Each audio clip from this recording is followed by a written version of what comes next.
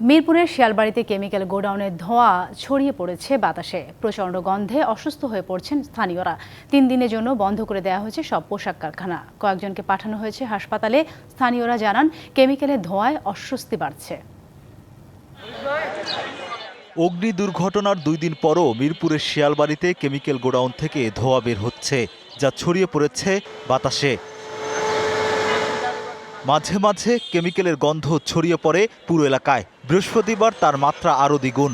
সকালে আশপাশের পোশাক কারখানায় কাজ করতে গিয়ে অসুস্থ হয়ে পড়েন অনেকে। সমস্যা হচ্ছে যে কেমিক্যালের তেজস্ক্রিয়া, যেটা মানে ফুসফুসে আক্রান্ত হয়ে মানুষ অসুস্থ হয়ে যাচ্ছে। যে সিকিউরিটি ছিল এসিআই কোম্পানির, উনি অসুস্থ হয়েছে, অলরেডি অ্যাম্বুলেন্সে ওনাকে বাইরে নিয়ে চলে গেছে। এমন পরিস্থিতিতে শিয়ালবাড়ির সব কারখানা 3 দিনের জন্য বন্ধ ঘোষণা করা হয়, কিন্তু এলাকাবাসী পড়েছেন বিপত্তিতে।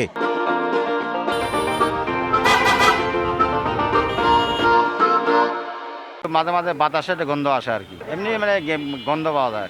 লোকজন ডিউটিতে এসে গ্যাসের ধোঁয়ায় অসুস্থ হয়ে গেছে।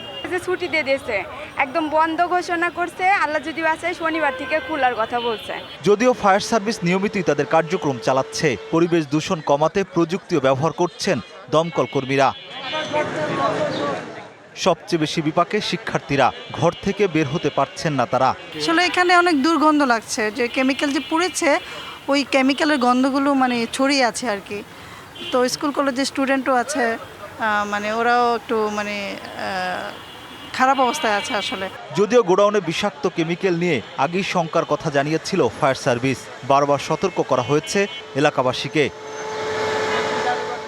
Rakib Hossain, DBC news, Dhaka.